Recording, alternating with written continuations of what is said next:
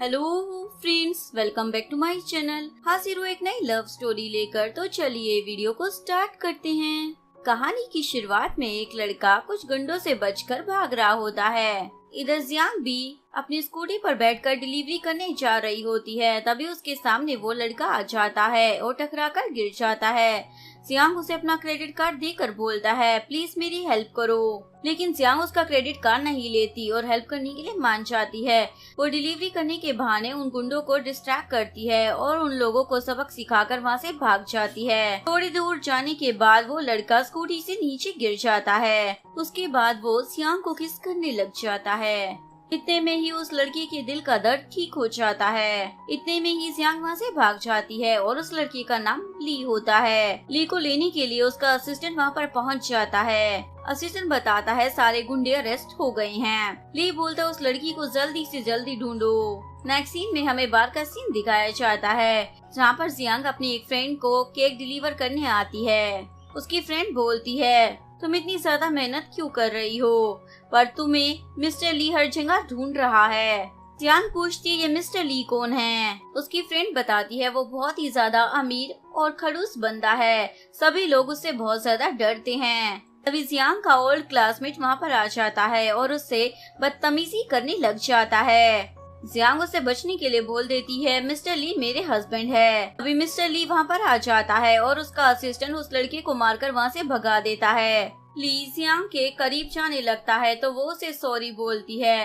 ली उसे बोलता है चलो शादी कर लेते हैं। नेक्स्ट सीन में ली का डॉक्टर उसे बता रहा होता है 30 साल के बाद तुम्हारी हार्ट डिजीज ठीक होने वाली है, लेकिन तुम्हारे इलाज की वजह से जियांग मर भी सकती है। मिस्टर ली बोलता है तो उस लड़की के लिए एक अच्छा सा कफन तैयार करवा लो। नेक्स्ट सीन में ली जियांग को अपने घर लेकर आ जाता है और उसे 1 महीने के कॉन्ट्रैक्ट मैरिज पर साइन करने के लिए बोल देता है। जियांग उसे शादी करने के लिए मना कर देती है तो मिस्टर ली बोलता है या तो तुम उसे शादी कर लो वरना मरने के लिए तैयार हो जाओ। जिसके बाद वो उसे सर्वेंट के साथ भेज देता है तैयार होने के लिए। उसमें से एक सर्वेंट जियांग को समझाती है तो मिस्टर ली को गुस्सा मत दिलाना, जैसा भी वो कहे वैसा ही करना, वरना वो तुम्हें और तुम्हारी फैमिली को बर्बाद कर देगा। उनसे शादी के बदले में वैसे भी तुम्हें बहुत सारे पैसे मिलने वाले हैं। जियांग सोचती है इन पैसों से मैं अपनी मोम का इलाज करवा दूंगी।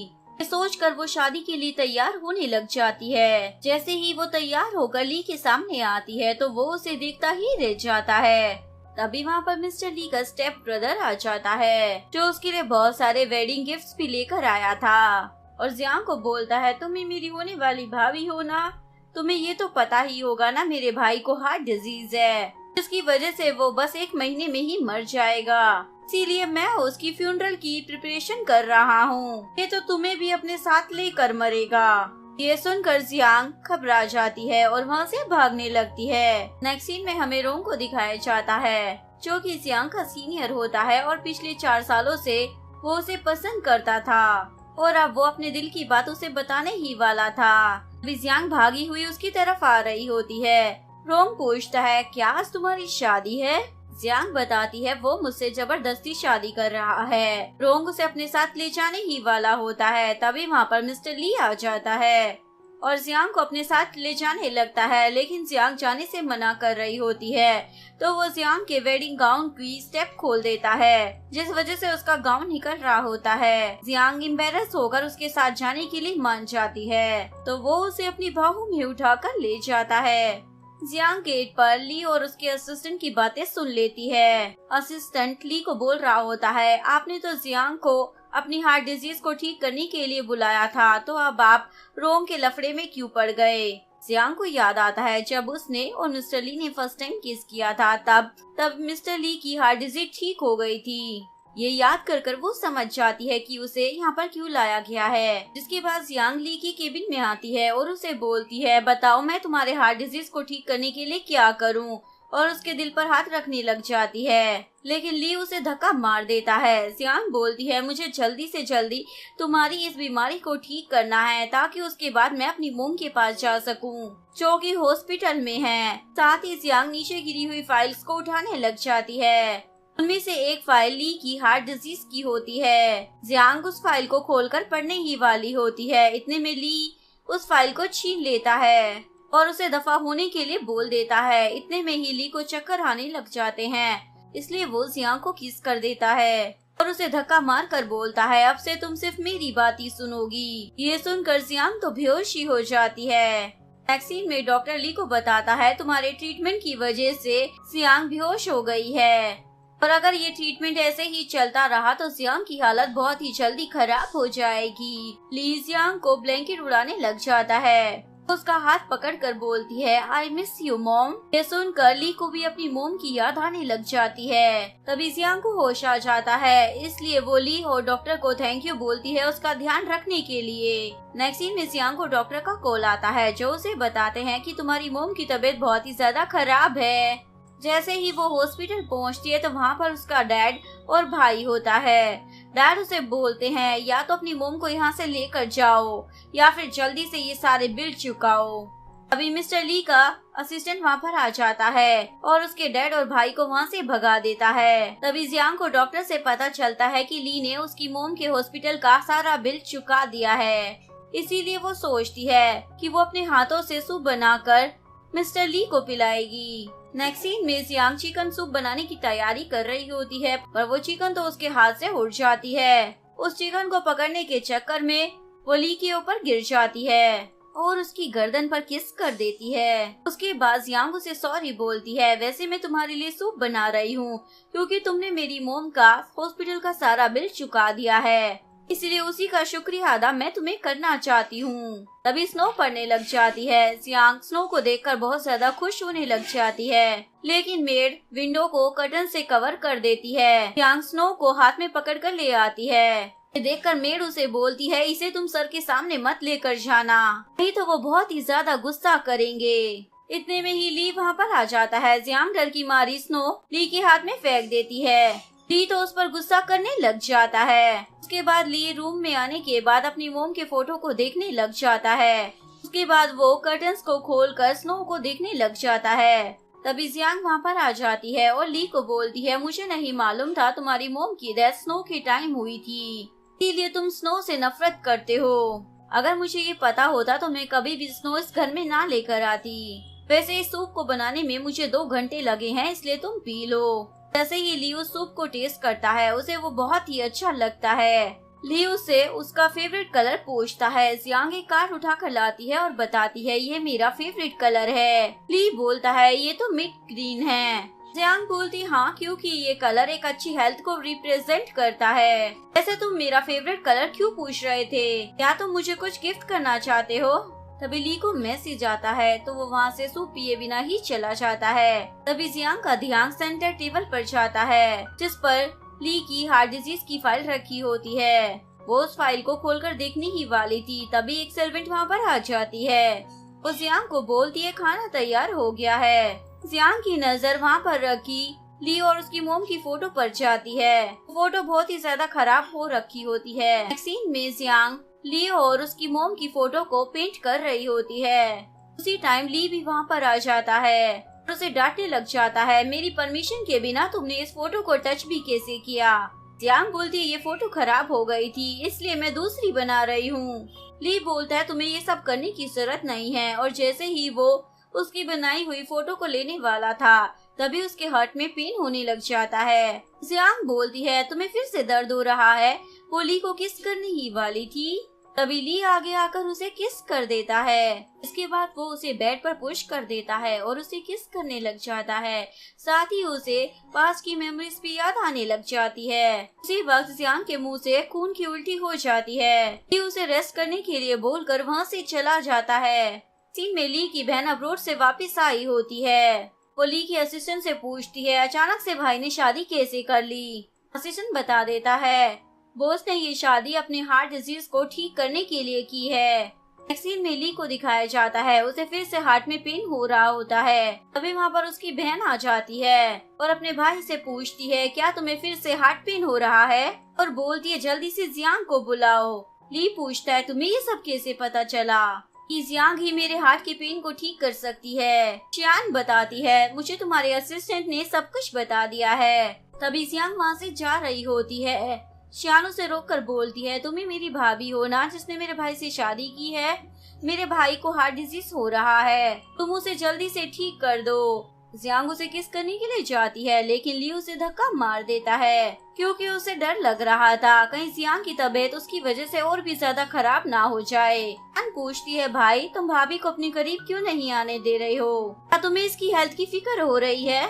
नेक्स्ट सीन में शियान घर के बाहर खड़ी होती है, तभी वहाँ पर मिस्टर ली का डॉक्टर आ जाता है और उससे पूछता है, मिस्टर ली कहाँ पर हैं? शियान पूछती है, तुम्हें भाई से क्या काम है? डॉक्टर बताता है, मैं उसके लिए मेडिसिन लेकर आया हूँ। शियान पूछती है, कैसी मेडिसिन? डॉक्टर बताता है, ये मेडिसिन जियांग के लिए है। डॉक्टर बताता है, इस मेडिसिन से जियांग को रिलीफ तो मिलेगा, लेकिन इस मेडिसिन के बहुत ही खतरनाक साइड इफेक्ट भी हैं। अगर कोई बंदा 2 दिन लगातार इस दवाई को खा ले तो वो मर भी सकता है। जान बोलती है, ठीक है, ये मेडिसिन मैं भाई को दे दूंगी और उसे साइड इफेक्ट के बारे में भी बता दूंगी। डॉक्टर ओके बोलकर वहाँ से चला जाता है। शियान वो मेडिसिन लाकर जियांग को दे देती है। मेडिसिन ली ने अपने डॉक्टर से तुम्हारे लिए मंगवाई है। जियांग उस मेडिसिन को खाने ही वाली थी, तभी मिस्टर ली वहाँ पर आ जाता है और पूछता है, ये कौन सी मेडिसिन है? शियान बताती है, डॉक्टर जी ने ये मेडिसिन दी है जो तुमने उनसे मंगवाई थी। और साथ ही बताती है, ये मेडिसिन 2 दिन लगातार जियांग को खानी होगी, इसके कोई साइड इफेक्ट्स भी नहीं हैं, ऐसा डॉक्टर जिन ने कहा है। जियांग उस दवाई को खा लेती है और बोलती है, मैं अपना ध्यान रखूंगी ताकि मैं जल्द से जल्द तुम्हारी हार्ट डिजीज को ठीक कर सकूं। ये सुनकर ली वहाँ से चला जाता है। तभी जियांग को रोंग का मैसेज आता है। वो उसे बोलता है, अगर तुम अभी भी वहाँ से भागना चाहती हो तो मैं तुम्हारी हेल्प कर सकता हूँ। नेक्स्ट सीन में ली जियांग की बात को याद कर रहा होता है, जिसमें उसने कहा था कि वो जल्द से जल्द ली के हार्ट डिजीज को ठीक करना चाहती है। इस बात को याद कर ली बहुत ज्यादा खुश हो रहा होता है। एक्चुअली में ली भी जियांग को पसंद करने लग गया था। तभी ली को एक कॉल आता है, आपकी वाइफ के नाम पर एक फ्लाइट बुक हुई है आज 5 बजे की, वो भी सेम सिटी से। ये सुनकर ली तो हैरान हो जाता है।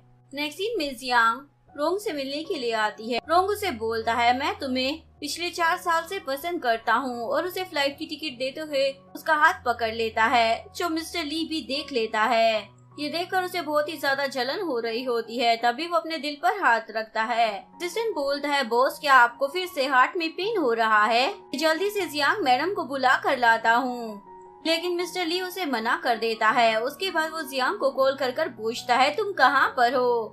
जियांग उसे झूठ बोल देती है, मैं अपनी मोम के पास हॉस्पिटल में हूँ। वो बोलता है, मैं तुम्हारा 4 बजे क्लब में इंतजार करूँगा। ये बोलकर वो कॉल कट कर देता है और वहाँ से चला जाता है। नेक्स्ट सीन में ली उसी क्लब में वेट कर रहा होता है और बोलता है, ये तुम्हारा लास्ट चांस है। उसके बाद वो किसी को कॉल कर बोलता है, आज शाम की सारी फ्लाइट्स को कैंसिल कर दो। नेक्स्ट सीन में एक लड़का ली के क्लब के रूम के बाहर स्प्रे कर चला जाता है। स्प्रे की वजह से ली को हार्ट पेन होने लग जाता है। अभी वहाँ पर ली का स्टेप ब्रदर कुछ गुंडों को लेकर पहुँच जाता है और बोलता है, आज तो वो जियांग नाम की लड़की भी यहाँ पर नहीं है, आज तो मेरा भाई तेरा मरने का दिन है। उसके बंदे ली पर अटैक करने ही वाले होते हैं। तभी वहाँ पर जियांग आ जाती है और वो ली को किस कर देती है। ली को याद आता है, जब भी जियांग ली को किस करती है तो उसकी तबीयत खराब हो जाती है, इसीलिए वो उसे रोक देता है और उसे बोलता है, तुम ठीक तो हो ना, तुम्हें कुछ हुआ तो नहीं? जियांग बोलती है, मुझे कोई पेन नहीं हो रहा और ये सब तुम्हारी मेडिसिन की वजह से है। तभी असिस्टेंट आकर बोलता है, मैंने सब कुछ हैंडल कर लिया है। उसके बाद ली जियांग पर गुस्सा कर वहाँ से चला जाता है। जियांग सोचती है, ये गुस्सा क्यों हो गया? लगता है इसके स्टेप ब्रदर ने इस पर हमला किया, इसीलिए गुस्से में है। नेक्स्ट सीन में ये दोनों कार में होते हैं। जियांग उसे बोलती है, तुम गुस्सा मत करो क्योंकि हमें तुम्हारे स्टेप ब्रदर के खिलाफ एविडेंस मिल गया है, इसलिए उसे जल्दी पनिशमेंट मिल जाएगी। ली सोचता है, इसे लग रहा है कि मैं अपने स्टेप ब्रदर की वजह से गुस्सा हूँ, असल में तो वो उससे गुस्सा होता है क्योंकि वो रोंग से मिलने के लिए गई थी। तभी जियांग को रोंग का कॉल आ जाता है। वो उस कॉल को पिक कर लेती है। रोंग उसे पूछता है, तुम कहाँ पर हो? तुम्हारी फ्लाइट का टाइम हो गया है। जियांग बोलती है, सॉरी मैं तुम्हारे साथ नहीं जा पाऊंगी क्योंकि मैंने ली को प्रॉमिस किया था जब तक उसकी हार्ट डिजीज ठीक ना हो जाए तब तक मैं उसी के साथ रहूंगी। ये बोलकर वो कॉल कट कर देती है और ली को बोलती है, जब तक तुम पूरी तरीके से ठीक ना हो जाओ मैं तुम्हारे साथ ही रहूंगी। तभी अचानक से कार को ब्रेक लगता है। जियांग सीधा ली के ऊपर जाकर गिर जाती है। तभी असिस्टेंट बताता है, सॉरी सर, हमारी कार का एक्सीडेंट हो गया है। मैं दूसरी कार मंगवा देता हूँ। ली मना कर देता है, मैं बहुत ज्यादा थक गया हूँ, इसलिए आज मैं यहीं आसपास होटल में रुक कर ही रेस्ट करूँगा। उसके बाद ली जियांग का हाथ पकड़कर उसे होटल में लेकर आ जाता है। ली होटल वालों को अपना कार देता है। इससे पहले वो और कुछ बोल पाता, जियांग बोलती है हमें 2 सेपरेट रूम्स चाहिए। जिसके बाद ली होटल के मैनेजर को कॉल कर जानबूझकर सारे रूम बुक करवा देता है। जिसके बाद रिसेप्शनिस्ट बताती है सारे रूम ऑलरेडी बुक हो चुके हैं, बस एक ही कपल रूम बचा है और उसकी की उन दोनों को दे देती है। नेक्स्ट सीन में ये दोनों जैसे ही रूम में आते हैं एम्बेरस हो रहे होते हैं क्योंकि बेड पर फूलों की सजावट हो रखी होती है। ली उसे बोलता है मैं शावर लेकर आता हूँ और जैसे ही वो शावर लेकर बाहर आता है वो देखता है जियांग ने तो अपना नीचे अलग से बिस्तर लगा लिया है। ली उसे डराने के लिए बोल देता है पहले इस होटल में कोई मर चुका है। जियांग पहले तो डर जाती है लेकिन फिर बोलती है मुझे कोई फर्क नहीं पड़ता। ली तो एक्टिंग करने लग जाता है जैसे उसे हार्ट में पेन हो रहा है, तो जियांग जल्दी से उसके बेड पर आ जाती है तो ली उसे किस कर देता है। अब जियांग को पता चलता है कि ली तो एक्टिंग कर रहा है, इसलिए वो उससे दूर हो जाती है। ली पूछता है क्या बिना हार्ट पेन के मैं तुम्हें टच नहीं कर सकता? तो हमारी शादी भी हो चुकी है ना? जियांग बोलती है मैंने तुमसे शादी तुम्हारी हार्ट डिजीज को ठीक करने के लिए की है, उसके बाद हम दोनों डिवोर्स ले लेंगे। तभी ली को उसकी बहन शान का कॉल आ जाता है। वो उसे बोलती है मेडिसिन का टाइम हो गया है, उसे जल्दी ही दवाई लेनी होगी। ये सुनकर ली बोलता है मैं जल्दी ही जियांग को लेकर वहाँ पर आता हूँ। नेक्स्ट सीन में ली डॉक्टर जिन के पास होता है। ली उसे बताता है जियांग ने वो मेडिसिन खा ली है। सर्वेंट आकर बताती है जियांग मैडम रूम में आपका इंतजार कर रही हैं। तो ली डॉक्टर की बात सुने बिना ही वहाँ से चला जाता है। ली जैसे ही उसके रूम में आता है जियांग उसे दिखाती है देखो मैंने पेंटिंग पूरी कर ली है।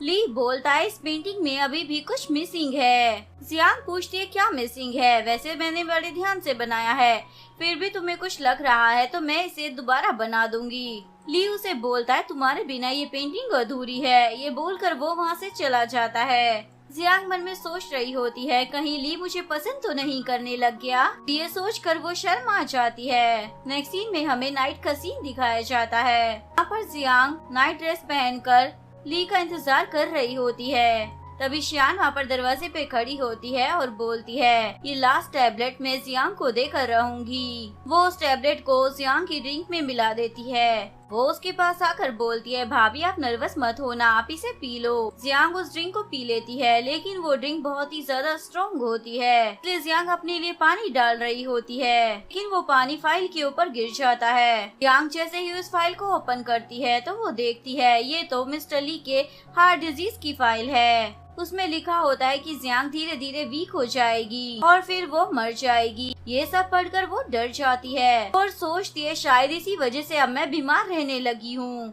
तभी वहाँ पर ली आ जाता है। वो उसे किस करने ही वाला था, तभी उसे डॉक्टर जिन का कॉल आ जाता है लेकिन वो उस कॉल को काट देता है और जियांग को बेड पर पुश कर देता है। तभी वापिस से फिर से डॉक्टर का कॉल आने लग जाता है तो ली दोबारा उस कॉल को कट कर देता है। इसके बाद वो जियांग को किस करने लग जाता है। किस करने के बाद जियांग को खून की उल्टी आ जाती है, साथ ही वो बेहोश भी हो जाती है। नेक्स्ट सीन में वो हॉस्पिटल में होता है। वो डॉक्टर को बोलता है जल्दी से मेरी वाइफ को ठीक कर दो, अगर इसे कुछ भी हुआ ना तो मैं तुम्हारे पूरे हॉस्पिटल को बर्बाद कर कर रख दूंगा। तभी वहाँ पर डॉक्टर जिन आ जाता है। ली उससे पूछता है तुम्हारी मेडिसिन खाने के बाद भी उसकी ये हालत कैसे हो गई? डॉक्टर उसे बताता है उस मेडिसिन में साइड इफेक्ट था। ली पूछता है तो तुमने जियांग को साइड इफेक्ट वाली मेडिसिन क्यों दी? और वो डॉक्टर को एक पंच लगा कर गिरा देता है। डॉक्टर बताता है मैंने तुम्हें बहुत बार कॉल किया पर हर बार तुमने मेरा कॉल काट दिया।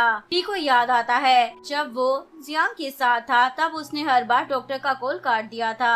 ये याद कर उसे चक्कर आने लग जाते हैं। अभी वहाँ पर डॉक्टर आ जाता है। ली उससे पूछता है मेरी वाइफ की हालत कैसी है? डॉक्टर उसे सॉरी बोलता है। ये सुनकर ली जियांग के रूम में आकर उसे गले लगाकर रोने लग जाता है और वो रोते रोते जियांग के पास ही बेहोश हो जाता है। नेक्स्ट सीन में ली को जैसे ही होश आता है तो वो जियांग को ढूंढने के लिए निकलने ही वाला होता है। फिर उसका असिस्टेंट वहाँ पर जियांग के एशेस लेकर पहुँच जाता है। ली असिस्टेंट से पूछता है तुमने किससे पूछकर मेरी वाइफ की बॉडी को टच किया। असिस्टेंट बताता है फ्यूनरल के लिए वहाँ पर लोग पहुँच गए थे, इसीलिए मुझको ही ये सब कुछ करना पड़ा। इसके बाद ली बॉक्स को पकड़कर बहुत ज्यादा दुखी हो जाता है। नेक्स्ट सीन में जियांग को दिखाया जाता है जिसकी रोंग ने प्लास्टिक सर्जरी करवा दी होती है। जैसे ही जियांग को होश आता है तो रोंग उसके चेहरे की पट्टी खोलता है। रोंग उसे बोलता है अब तुम्हें कोई भी पहचान नहीं पाएगा। जियांग उससे पूछती है तुम कौन हो? तभी डॉक्टर आकर बताता है जियांग की याददाश्त चली गई है। रोंग जियांग को वापस ली के पास नहीं जाने देना चाहता था, इसलिए बोलता है तुम मेरी गर्लफ्रेंड हो, ना ही तुम्हारा कोई रिलेटिव है ना ही कोई दोस्त, तुम्हारा नाम जिंग है। उसके बाद रोंग डॉक्टर को बाय बोलकर बिजनेस ट्रिप पर चला जाता है। नेक्स्ट सीन में ली स्नो को देख रहा होता है। दूसरी तरफ जियांग भी स्नो उसे हार्ट बना रही होती है। इधर ली के पास उसके ग्रैंडपा आ जाते हैं और उसे शादी करने के लिए बोलने लग जाते हैं। ली बोलता है मेरी एक ही वाइफ थी और उसका नाम जियांग था। दूसरी तरफ रोंग की मोम आकर जियांग को बोलती है मैंने तुम्हारे बारे में कभी भी रोंग से नहीं सुना, तुम ये पैसे लो और यहाँ से दफा हो जाओ। ये बोलकर वो जियांग को अपना कार्ड देने लग जाती है। जियांग सोचती है अगर मैं रोंग की गर्लफ्रेंड नहीं हूँ तो भला मैं कौन हूँ, लेकिन वो रोंग की मोम से कार्ड नहीं लेती और वहाँ से चली जाती है। नेक्स्ट सीन में असिस्टेंट ग्रैंडपा को बोलता है मास्टर एक बार आप फिर से सोच लीजिए, क्या आप इस तरीके का इस्तेमाल कर ली के लिए वाइफ ढूंढना चाहते हैं? ग्रैंडपा बोलते हैं ये सारी लड़कियां पैसों के लिए ली से शादी करना चाहती है, लेकिन उनमें से मुझे कोई भी पसंद नहीं है क्योंकि मुझे ली के लिए एक सिंपल और काइंड हार्टेड लड़की चाहिए। इसके बाद ग्रैंडपा अपने प्लान को स्टार्ट कर देते हैं और आगे जाने लगते हैं। इतने में ही वो एक लड़की से जाकर टकरा जाते हैं, लेकिन वो लड़की ग्रैंडपा को अंधा बोलकर नीचे गिरा देती है। खड़े लोगों में से कोई भी ग्रैंडपा की हेल्प नहीं कर रहा होता, लेकिन तभी वहाँ पर जियांग आ जाती है और ग्रैंडपा को बोलती है चलो मैं आपको हॉस्पिटल लेकर चलती हूँ। ग्रैंडपा बोलते मुझे तो बस थोड़ी सी रेस्ट की जरूरत है, तो जियांग उन्हें चेयर पर बिठाकर पीने के लिए गर्म सूप दे देती है। ग्रैंडपा को तो जियांग पसंद आ जाती है, इसलिए पूछते हैं तुम्हारी एज क्या है, ऐसे तुम्हारी शादी हो गई है क्या? जियांग को कुछ याद नहीं था इसलिए वो नो बोल देती है। ग्रैंडपा बोलते तो मैं तुम्हारी शादी करवाऊंगा। नेक्स्ट सीन में ली के ग्रैंडपा उसे समझा रहे होते हैं दूसरी शादी करने के लिए, लेकिन ली मना कर देता है। ग्रैंडपा बोलते हैं अगर तुम मुझसे शादी नहीं करोगे तो मैं सीधा उस लड़की को घर लेकर आ जाऊंगा। नेक्स्ट सीन में जियांग अपने स्टोर पर आइसक्रीम बेच रही होती है, तभी कुछ लड़के आकर उसे परेशान करने लग जाते हैं। जियांग बोलती है मैं पुलिस को कॉल कर दूंगी, तो वो लड़के और भी ज्यादा परेशान करने लग जाते हैं। तभी वहाँ पर ग्रैंडपा आ जाते हैं और अपने गार्ड्स को बोलकर उन्हें वहाँ से भगा देते हैं। जियांग उन्हें थैंक यू बोलती है, वैसे आप तो वही हो ना जो कल आए थे? ग्रैंडपा बोलते हैं मैं तुम्हारी शादी अपने पोते से करवाना चाहता हूँ। जियांग बोलती है लेकिन मैं तो आपके पोते को जानती भी नहीं हूँ। ग्रैंडपा बोलते हैं तो पहले तुम उसे जान लो, उसी के बाद मैं तुम दोनों की शादी करवाऊंगा। जिसके बाद वो जियांग को अपने घर लेकर आ जाते हैं। ग्रैंडपा बोलते मेरा पोता भाग गया है, तुम थोड़ा इंतजार करो। जियांग जैसे ही उस घर को देखती है वो घर जाना पहचाना सा लग रहा होता है, जैसे वो पहले भी यहाँ पर आ चुकी है। उसके बाद वो स्टेयर से ऊपर के रूम में चली जाती है जहाँ पर उसे कलर कार्ड्स दिखते हैं जो गलती से उसे नीचे गिर जाते हैं। अब उसमें से मिंट ग्रीन कलर का कार्ड अलग हो जाता है, वो उसे उठा लेती है। तभी उसकी नजर पेंटिंग पर जाती है, वो उस पेंटिंग को देखने ही वाली होती है। तभी उसे रूम में किसी की आने की आवाज सुनाई देती है, इसलिए वो कर्टन के पीछे जाकर छुप जाती है और वो और कोई नहीं ली होता है। ली जैसे ही पेंटिंग को देखता है तो उसके बाद वो कर्टन्स को साइड करने लग जाता है जहाँ पर उसे जियांग खड़ी हुई मिलती है, लेकिन ली उसे पहचान नहीं पाता क्योंकि जियांग की प्लास्टिक सर्जरी हो रखी थी। नेक्स्ट सीन में रोंग अपने बिजनेस ट्रिप से वापस लौट आता है, लेकिन वो देखता है जियांग अपने रूम में नहीं है, तो वो अपनी मोम से उसके बारे में पूछता है। उसकी मोम बोलती है मैंने उसे घर से निकाल दिया है, तुम्हारे लिए मैं इससे भी अच्छी लड़की ढूंढ कर लाऊंगी। ये सुनकर रोंग जियांग को ढूंढने के लिए निकल जाता है। उसी तरफ जियांग अपना इंट्रोडक्शन ली को देती है, मेरा नाम जिंग है, और पूछती है तुम ग्रैंडपा के पोते हो ना, वही मुझे यहाँ पर लाए हैं। ये बोलकर वो वहाँ से जाने लगती है। तभी उसे पेंटिंग गिर जाती है, ये देखकर ली उस पर गुस्सा करने लग जाता है। तभी ग्रैंडपा वहाँ पर आ जाते हैं और ली को बोलते हैं इसे अच्छे से ट्रीट करो क्योंकि ये तुम्हारी वाइफ है, और उन दोनों को मैरिज सर्टिफिकेट देते हैं। जियांग बोलती है आपने तो हम दोनों को एक दूसरे को जानने के लिए टाइम भी नहीं दिया। तभी वहाँ पर सर्वेंट आकर बताती है मिस्टर रोंग आए हैं जिंग को लेने के लिए। तो जियांग ग्रैंडपा को सॉरी बोलकर रोंग के पास चली जाती है। ली को तो सब कुछ गड़बड़ लग रही होती है, इसलिए वो भी उसके पीछे चला जाता है। जियांग जैसे ही रोंग के पास आती है, रोंग उसे बोलता है जल्दी से यहाँ से चलो।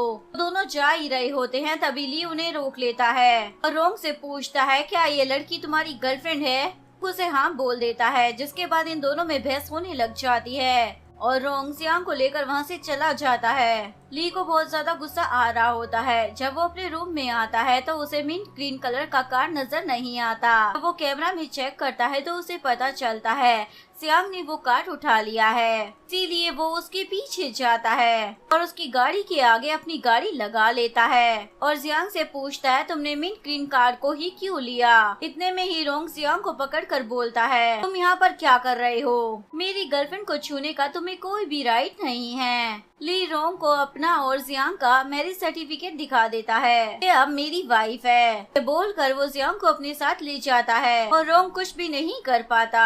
घर वापस आने के बाद ली फिर से जियांग से पूछता है तुमने इसी कार को क्यों उठाया। लेकिन जियांग को तो कुछ भी याद नहीं होता, इसलिए उसे चक्कर आने लग जाते हैं। बोलती है मुझे मिंट ग्रीन कार बिल्कुल भी पसंद नहीं है, मैंने बस एक्सीडेंटली इसको पॉकेट में डाल लिया था। अगर अब तुम्हारे सवाल खत्म हो गए हो तो मैं यहाँ से जा रही हूँ। तभी अचानक से ली के ग्रैंडपा की तबीयत खराब हो जाती है, जिसके बाद वो दोनों उनके पास जाते हैं। ग्रैंडपा बोलते हैं अगर तुम दोनों साथ में नहीं रहोगे तो मैं मर जाऊंगा।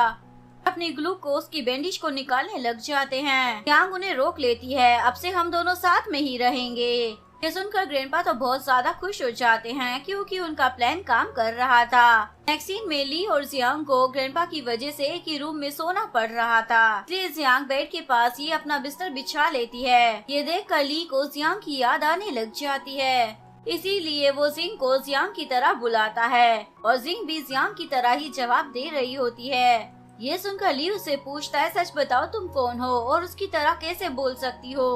जियांग बोल दिया मुझे कुछ भी समझ नहीं आ रहा, तुम क्या कहना चाहते हो। उसी वक्त ली को किसी का कॉल आ जाता है, इसलिए वो वहाँ से चला जाता है। इसी में ली को उसके असिस्टेंट का कॉल आता है, वो उसे बताता है सिंह के कोई भी पेरेंट्स नहीं हैं और स्कूल से ड्रॉप आउट होने के बाद उसने स्टोर लगाना शुरू कर दिया था। शान भी ये सब सुन रही होती है और उसे बहुत ज्यादा जेलसी हो रही होती है कि अब ली जिंग के पीछे पड़ गया है। वो सोचती है अब मुझे इसके बारे में भी कुछ करना ही पड़ेगा। जिसके बाद शान जियांग की बनाई हुई पेंटिंग को लेकर आ जाती है और जिंग को देखकर बोलती है ये कचरा है, इसे डस्टबिन में फेंक दो। जिंग जैसे ही उस कचरे को फेंकने जाती है, तभी उस कचरे में से वो पेंटिंग उड़कर बाहर आ जाती है। जियांग उस पेंटिंग को देख लेती है और उस पेंटिंग को देखकर वो कुछ बनाने लग जाती है। दूसरी तरफ ली सब जगह पर उस पेंटिंग को ढूंढ रहा होता है। शियान उसे बताती है मैंने जिंग को तुम्हारे रूम से डस्टबिन बाहर ले जाते हुए देखा था, शायद उसने वो पेंटिंग डस्टबिन के कूड़े में बाहर फेंक दी होगी। जैसे ही जियांग अंदर आती है, ली उस पर गुस्सा करने लग जाता है। तभी जियांग उस पेंटिंग को दिखाती है, ये रही तुम्हारी पेंटिंग।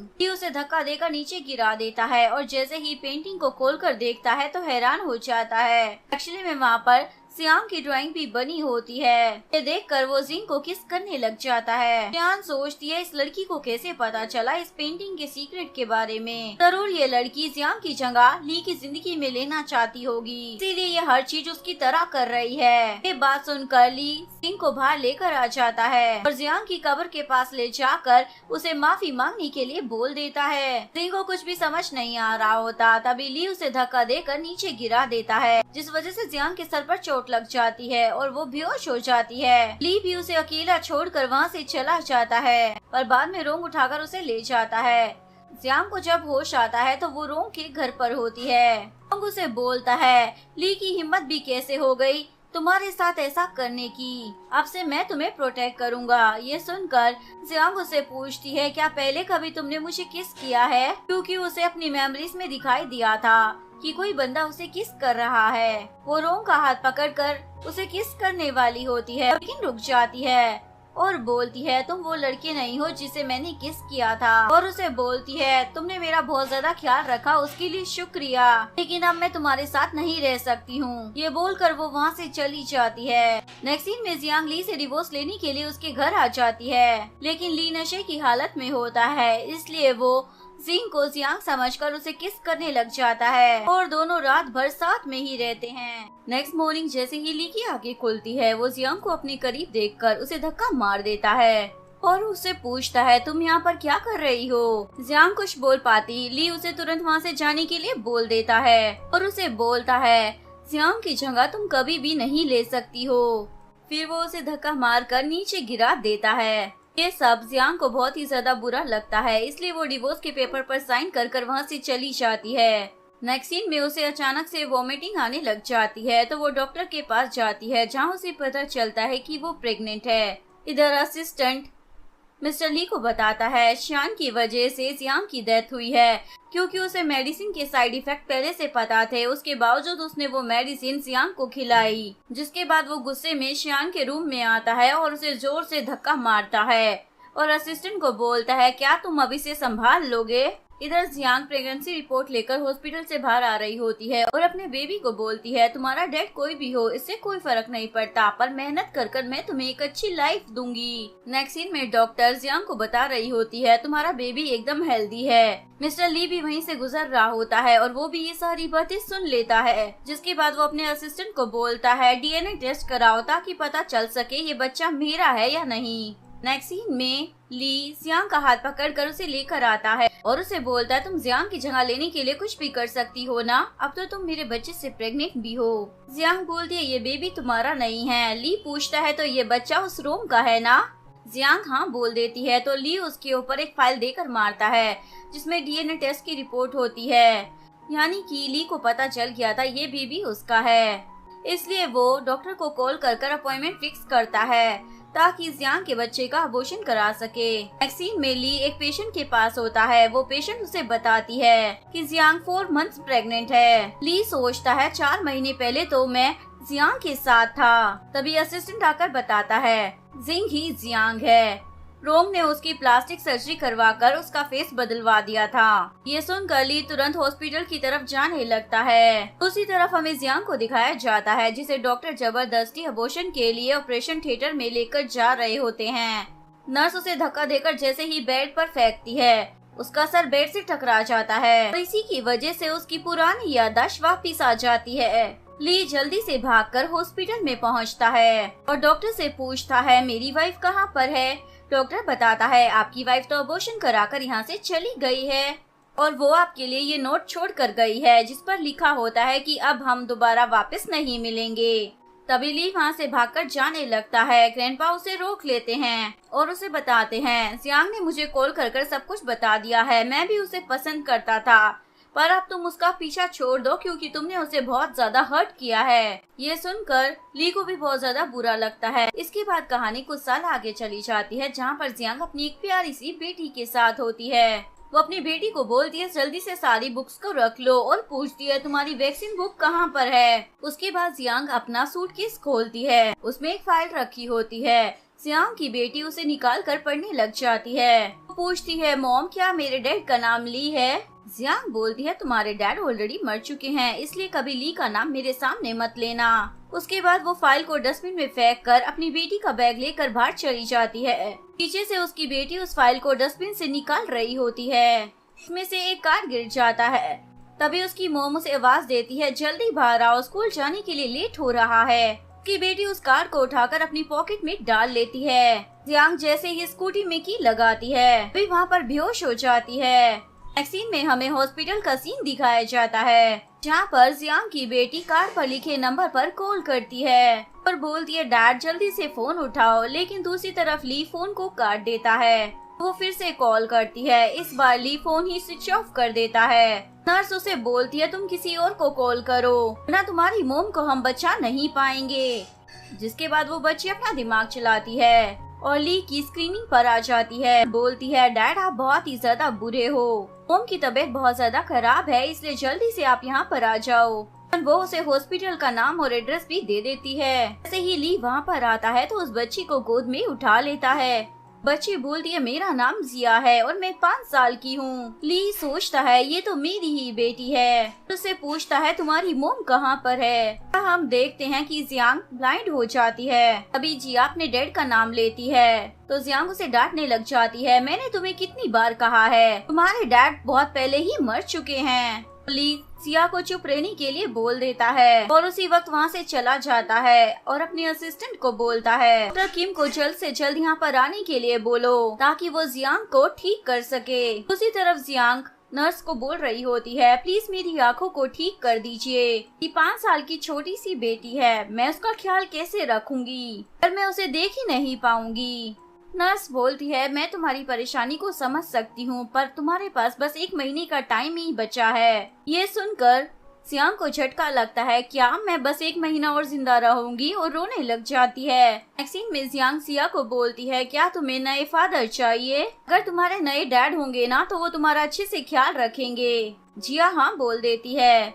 जियांग पूछती है तुम्हें कैसे डैड चाहिए? जिया बोलती है एकदम सुपर हीरो जैसे। ऐसे आप मेरे लिए डैड कैसे ढूंढोगी? आप ब्लाइंड डेट पर जाने वाली हो मॉम।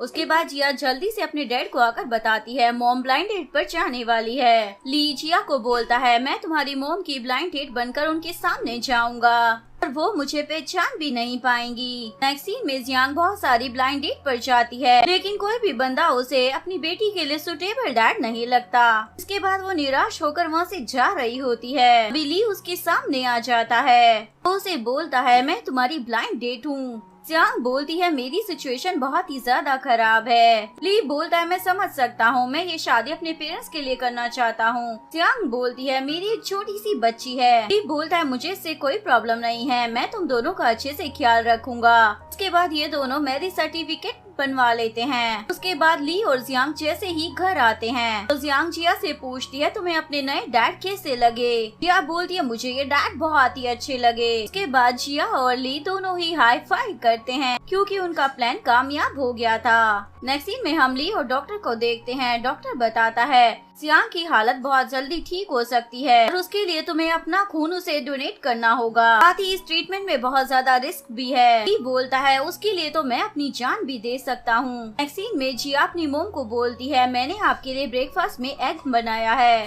जियांग बोलती है ब्रेकफास्ट करने के बाद तुम्हें स्कूल के लिए निकलना होगा। पूछती है मॉम डैड कहाँ पर है? जियांग बोलती है मेरे पास तो उसका नंबर भी नहीं है। तभी जियांग को किसी का कॉल आता है। जियांग बोलती है लगता है तुम्हारे डैड का ही कॉल आया है। जिया बताती है फोन उसके स्कूल से आया है। जियांग उससे फोन ले लेती है। टीचर उसे बताती है अब तुम्हारी बेटी को स्कूल आने की जरूरत नहीं है क्योंकि उसका एडमिशन कैंसिल कर दिया गया है। जैसे ही ली घर पर पहुंचता है उसे जियांग और जिया दोनों ही नहीं मिलती। तभी उसे असिस्टेंट का कॉल आ जाता है जो उसे बताता है स्कूल वालों ने जिया का एडमिशन कैंसिल कर दिया है, इसीलिए जियांग बात करने के लिए स्कूल में गई है। जियांग जिया की टीचर से बोलती है मैंने अपनी बेटी की पूरी 1 साल की फीस भरी है, मैंने सब कुछ सही किया है तो मेरी बेटी के एडमिशन को कैंसिल क्यों किया जा रहा है? प्रिंसिपल उसे बताता है क्योंकि तुम्हारे बच्चे के बदले मैंने इस अमीर बंदे के बच्चे को एडमिशन दे दिया है क्योंकि इसने एडमिशन की अच्छी खासी डोनेशन दी है। और प्रिंसिपल जियांग को वहाँ से जाने के लिए बोलता है लेकिन जियांग जाने से मना कर देती है। वो उसे धक्का मार देता है जिस वजह से जियांग नीचे गिर जाती है। तभी वहाँ पर ली आ जाता है और उसे उठाता है। वो अमीर बंदा बोलता है तुम दोनों का क्या कमाल का मैच है, एक अंधी लड़की और एक गरीब लड़का। और वो बंदा उसके मुंह पर पैसे फेंक कर मारता है लेकिन ली भी अपनी पावर दिखा देता है। तभी प्रिंसिपल को कॉल आता है, उसे स्कूल से निकाला जा रहा है। प्रिंसिपल बोलता है आखिरकार तुम हो कौन? लेकिन ली के बंदे तो उस बंदे और प्रिंसिपल को वहाँ से ले जाते हैं। जियांग ली से पूछती है तुम कौन हो और ये सब लोग तुमसे क्यों डर रहे हैं? ली बताता है मैंने अपने बिजनेस के पैसे निकालकर और घर बेचकर स्कूल को खरीद लिया है, इसी वजह से ये सब लोग यहाँ से चले गए हैं। जियांग बोलती है ये सब कुछ तो बहुत ज्यादा एक्सपेंसिव होगा ना? ली बोलता है ये सब कुछ मैंने तुम्हारे और जिया के लिए किया है और मैं तुम दोनों के लिए कुछ भी कर सकता हूँ। ये बोलकर ये दोनों किस करते हैं। नेक्स्ट मॉर्निंग जिया की आंखों की रोशनी वापस आ जाती है, यानी उसे सब कुछ दिखाई देने लग जाता है और वो खुश होकर बाहर जल्दी से जाने लग जाती है। तभी वो मैरिज सर्टिफिकेट नीचे गिर जाता है। उसमें ली की फोटो देखकर जियांग को शौक लग जाता है। जैसे ही वो बाहर आती है ली उसकी बेटी को खाना खिला रहा होता है। जिया अपने डैड से पूछती है, आप मॉम को सच्चाई कब बताने वाले हो? ली बोलता है, अभी तुम्हारी मॉम ने मुझे माफ नहीं किया है, इसलिए हम उनसे इस सीक्रेट को छुपा कर रखेंगे। तभी जियांग बाहर आकर बोलती है, मिस्टर ली आपको मजा आ रहा है ना मुझसे झूठ बोलकर? ली तो अपना नाम सुनकर बोलता है, क्या तुम्हारी आंखें ठीक हो गई हैं? और जियांग को हक कर लेता है, लेकिन जियांग उसे धक्का मार देती है। तुम हमारी लाइफ से दूर चले जाओ, हमें परेशान मत करो। जियांग बोलता है, मुझे मालूम है मैंने बहुत सारी गलतियाँ की है पास्ट में, लेकिन अभी तुम्हारी हेल्थ ठीक नहीं है, मुझे अपने पास रहने दो। जियांग बोलती है, तुम तो मुझे 6 साल पहले ही मार कर चले गए थे, अचानक से तुम्हें मेरी फिक्र कैसे हो रही है? ली बोलता है, मुझे नहीं मालूम था कि तुम जिंदा हो। जियांग बोलती है, तुमने तो मेरी फ्यूनरल की भी तैयारियां कर रखी हुई थी, मैं तुम्हें कभी भी माफ नहीं करने वाली। तुम मेरी और मेरी बेटी की लाइफ से कहीं दूर चले जाओ। ली बोलता, अगर इसी में तुम्हारी खुशी है तो मैं चला जाता हूँ। उसे जाता हुआ देख कर जियांग जोर जोर से रोने लग जाती है। नेक्स्ट सीन में नर्स जियांग को बताती है, तुम्हारी कंडीशन कंट्रोल में आ चुकी है और अब तुम्हारी सर्जरी होने वाली है। ये सुनकर जियांग तो खुश हो जाती है और थैंक यू बोलकर वहाँ से चली जाती है। ऐसे ही जियांग वहाँ से जाती है। ली वहाँ पर आ जाता है। डॉक्टर उसे बताती है, आपने जैसा कहा था मैंने वैसा ही कर दिया है। नेक्स्ट सीन में जियांग की सर्जरी होती है। तभी ली उसके पास आ जाता है और उसे बोल रहा होता है कि घबराना मत, मैं हमेशा तुम्हारे साथ ही रहूंगा। बोलकर वो भी स्ट्रेचर पर लेट जाता है। एक्चुअली में वो जियांग को अपना ब्लड डोनेट करने वाला था। ऐसे ही डॉक्टर उसे इंजेक्शन लगाने वाला होता है तो ली डर रहा होता है, क्योंकि इस प्रोसीजर में उसकी जान भी जा सकती थी। इसलिए ली डॉक्टर से इंजेक्शन छीन कर खुद को लगा लेता है। उसके बाद ली के मुंह से खून निकलने लग जाता है और वो बेहोश हो जाता है। सीन में जियांग डॉक्टर के पास आती है। डॉक्टर उसे बताती है, अब तुम एकदम ठीक हो चुकी हो, आज तुम डिस्चार्ज हो जाओगी। जैसे ही जियांग हॉस्पिटल के रूम से बाहर जा रही होती है, कुछ नर्सेस बात कर रही होती है। इस लड़की के लवर ने इसकी जान बचाने के लिए खुद की लाइफ को खतरे में डाल दिया। उसी नर्स पूछती है, क्या वो लड़का मर चुका है? के बाद जियांग जिया के पास आकर उसे हक कर लेती है और बोलती है, अब मैं तुम्हें कभी भी छोड़कर कहीं नहीं जाऊंगी। जिया बोलती है, मॉम एक अंकल ने ये पेंटिंग आपको देने को कहा है आपके बर्थडे गिफ्ट के तौर पर। उस पेंटिंग के नीचे लिखा होता है, जियांग मैंने तुमसे बहुत कुछ लिया है, ये सब मैं अब अगली लाइफ में ही तुम्हें बैक कर पाऊंगा। मैं चाहता हूँ बस तुम दोनों सेफ और हैप्पी रहो। जियांग पूछती है, ये पेंटिंग तुम्हें किस अंकल ने दी है? जिया बोलती है, मैं उन्हें नहीं जानती, पर वो डॉक्टर किम है। जिसके बाद जियांग भागी हुई उस डॉक्टर के पास आ जाती है। बोलती है, इस पेंटिंग को आप ली को वापस कर दीजिए और उसे बोलना मुझे अब इस पिक्चर की जरूरत नहीं है। ये बोलकर वो वहाँ से जाने लगती है। अभी डॉक्टर उसे बताता है, ली को भी नहीं पता था कि उस दवाई में पॉइजन है, उसके साइड इफेक्ट्स भी हैं। वो तो बस चाहता था तुम जल्दी से ठीक हो जाओ, इसीलिए इस बार उसने तुम्हारी जान बचाई है। ये सुनकर जियांग तो शॉक हो जाती है और उस पेंटिंग को लेकर वहाँ से चली जाती है। उस समय बाद जियांग को दिखाया जाता है, जो उसी पेंटिंग पर अपना ऑटोग्राफ देकर कुछ लोगों को दे रही होती है। अभी उसकी नजर एक लड़की पर जाती है, वो ली ही होता है। वो वहाँ से जाने लगता है, पर जियांग उसे पहचान लेती है, इसलिए उसके पीछे भागकर जाने लगती है। वो उसे इधर उधर ढूंढ रही होती है। तभी ली उसके सामने आ जाता है। जियांग उसे देखकर स्माइल करने लग जाती है, यानी कि जियांग ने ली को अब माफ कर दिया था। यहीं पर इस कहानी का डी एंड हो जाता है। अगर आपको वीडियो अच्छी लगी हो तो प्लीज वीडियो को लाइक करें, चैनल को सब्सक्राइब करें, न्यू अपडेट्स के लिए बेल आइकन का बटन प्रेस करें। मिलते हैं नेक्स्ट वीडियो के साथ, तब तक के लिए सारांगे, बाय बाय।